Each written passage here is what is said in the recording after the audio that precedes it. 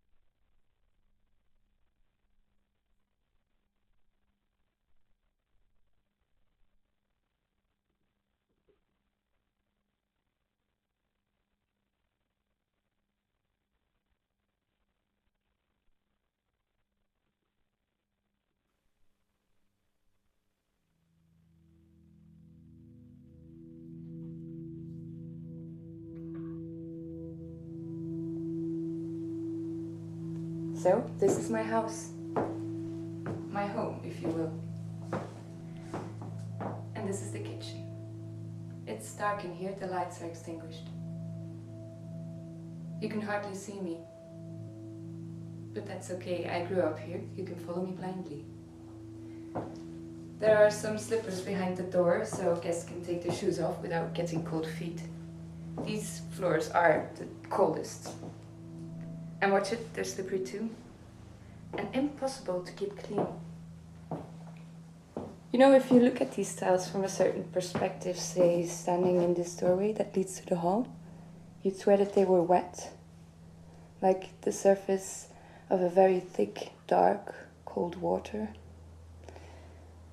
Silky and soft to the touch, but harboring slime and dirt underneath. I'm not being gloomy, I've always thought about them that way. And you know, that's funny too, because really, these tiles are the most solid in the house. Whatever slips from your hands here is guaranteed to break in a million pieces. So there's another reason to wear slippers. Come this way, I'll give you the tour. Not the full tour though, nobody ever wants the full tour. What time is it? Anyway, all the same.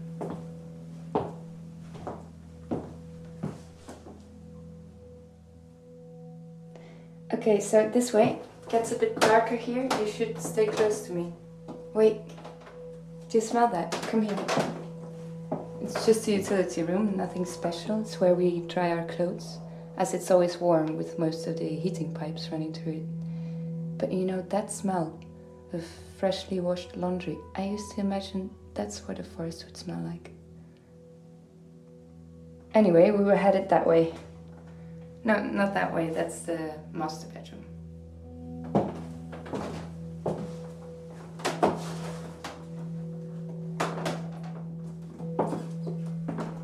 This is my dad's study.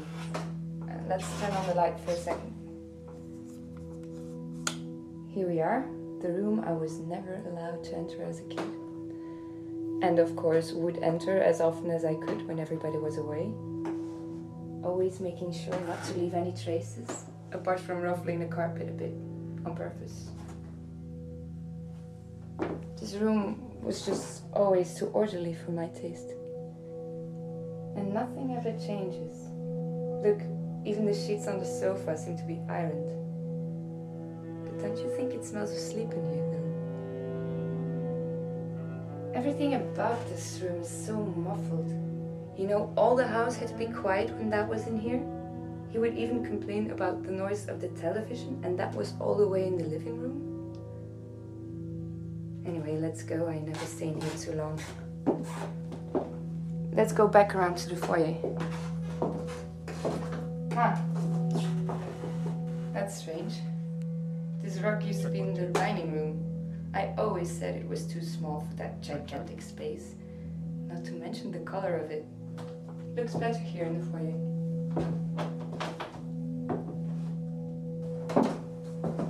And so, this staircase, my grandfather built it.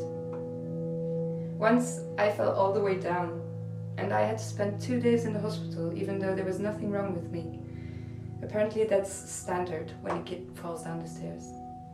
I was a pain in the ass of the nurses, though, always pulling off the sensors and stuff. I just couldn't stand being trapped in that little bed, you know?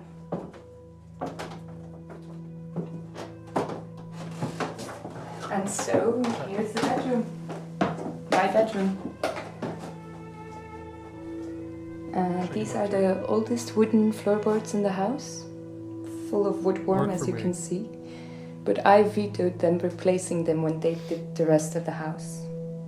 I like them like this, irregular and all. You know, lying on the floor, I used to imagine the floorboards being a landscape, the soft rising and falling being the hills, and the gaps in between being gorges and valleys. Do I just need to be louder? I lost so many things that fell between the boards. Check. Jewelry, check. pencils, toys. Check, check, check. And when something fell between the boards, I used to squeeze my face up against the wood, staring into the darkness like I was trying to push my eye through the gap or something. And I thought that if I could just squeeze my hand through deep enough, I might just be able to feel the surface of a secret subterranean river. Of course, always ending up with splinters under my skin. Anyway, come look out of the window. Is it light? Can you feel the sun on your face through the glass? Isn't the garden beautiful when it's all covered in snow? You know, winter is a difficult season even for evergreens. Apart from the small party of rhododendrons, not much is growing. But you can see, can't you, that their leaves are curled and browned? Those leaves will not recover, but eventually new ones will emerge, if the wood itself is still alive. They will look odd for a year or two, though. The hills in the distance are actually much steeper than they look. The slopes go right down to the lake in front of them, which actually stretches all the way down to the bottom of our garden. But that's hard to see when it's frozen. The shore is right there, where the color is slightly darker. When you look at it from here, the surface is a test. beautifully smooth and solid, doesn't it? But water always freezes from the center outwards, so at the edges the ice is often much thinner. Still, I didn't expect it to break. That's where I drowned. And the water's deep. It will take them a while to find me.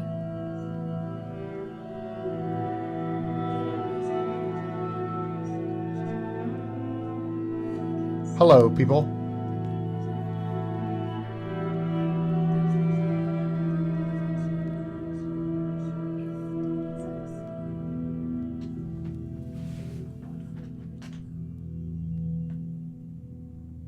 The hills in the distance are actually much steeper than they look. The slopes go right down to the lake in front of them, which actually stretches all the way down to the bottom of our garden. But that's hard to see when it's frozen. The shore is right there, where the color is slightly darker. When you look at it from here, This is a test. smooth and solid, doesn't it? But water always freezes from the center outwards, so at the edges things feel I didn't expect it to break. That's where I drowned. And the water's deep. It will take tomorrow. This is a second test of my voice.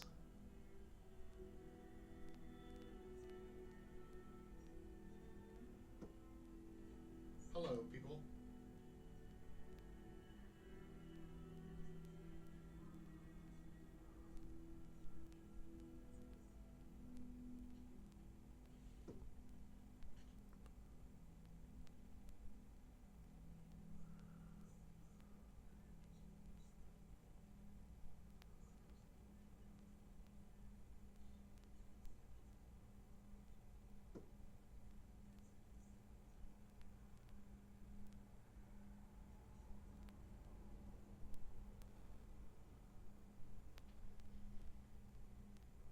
This is a test.